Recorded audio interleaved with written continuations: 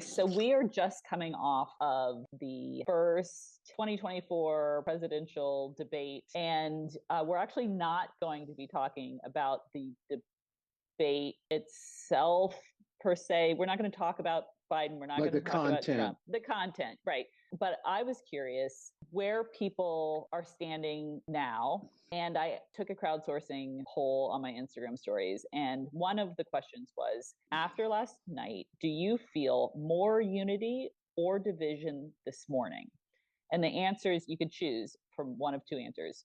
Oddly, I feel more united as a country, or this definitely made things worse. And 59% of the people who answered said this definitely made things worse. And 41% said, oddly, I feel like this is uniting us as a country. And I'm of the train of thought that this is uniting us. And in a strange way, it's uniting us because it's helping people to hopefully have some conversations. And I did this morning, I reached out to a number of my friends who I don't align with politically, but I like to have conversations with because I like their perspectives. I like to see what they're thinking. I like to know what's going on in their brains and in their worlds. And I chose very specifically to engage with them on a number of talking points that I knew we would agree upon. And I'll use this just as kind of a jumping off point, but the conversation of the golf scores. And it gave us an opportunity to laugh together about something and cry a Mm-hmm. little bit Mm-hmm. together about something. And again, with the purpose of what we do, you and I do here, which is help people start conversations that are difficult on difficult topics. I think this is a great thing to look at. Yeah.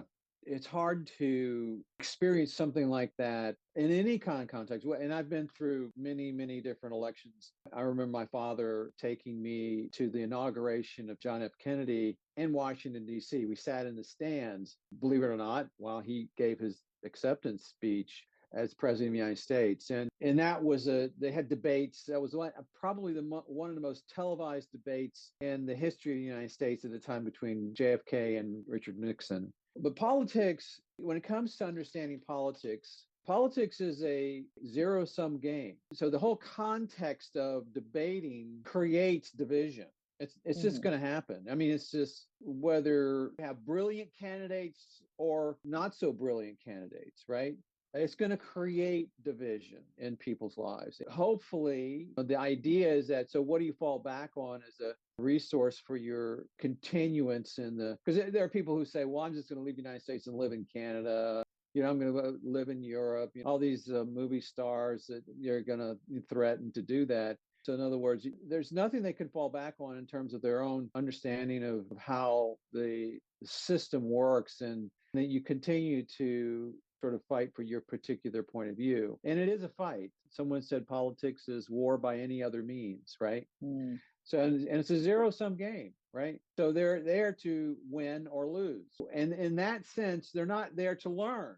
They're not there to have a dialogue. And so our expectations are maybe a little bit skewed when it comes to trying to. I mean, I had to say this, but we live in such a therapeutic mindset in our world that we always want to have this kind of context to live by. And it's not going to happen. Now, what you try to do is put it in a frame so that you can manage it, so that you can have reasonable discussions with people who disagree with you, who want to leave the country, Mm-hmm. who are not going to, who are just so upset that the world is falling apart. You want to be able to get past that with them, knowing that there's going to be a final decision on the winner and the loser. So we're all in this huge contest of survivor, right? The survivor plot. Someone is going to end up being kicked off the island. And so, and it's what you see is a lot of times you see these people going, right before they get kicked off, they're going, "This is the worst day of my life. I've been doing this for," it's like this tearful kind of expression that my life is going to end now. Invariably, every single time they end up thanking the person. It was a really great experience. They accept the reality of what's going on, and then they move forward. In our world, we have that reality that needs to be accepted, so we continue to move forward, and that's how we begin to help bring about change in society. if we just pick up a and start people, or if we just leave. In family therapy, when you're involved in relationships, there are about 5 things you can do in order to avoid meaningful interaction. One is to accommodate the person to do whatever they say, which is not good. The other thing is to freeze, just to hide, just to not say anything, try to be there, but not really engage. So no one knows what you're saying. The other one is to fight, get in that argument with the person, really begin to yell at the person, that have that intense conflict. And the other one is to emotionally cut off. That is to actually leave the family.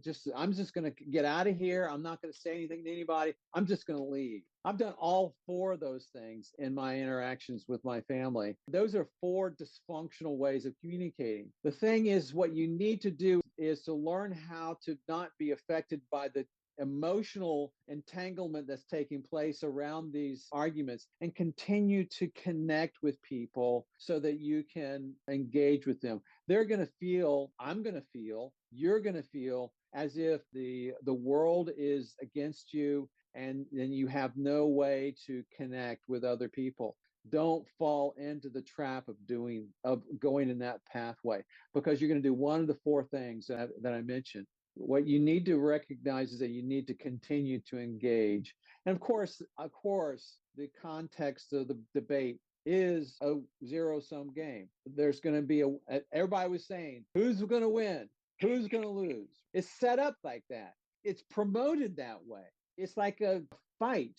We want to see someone get knocked out. That's the way it is. You watch football, watch baseball, watch any sport. You want your team to win. So there's a mentality, an aspect of it is that we have to accept that as a reality that's going to take place.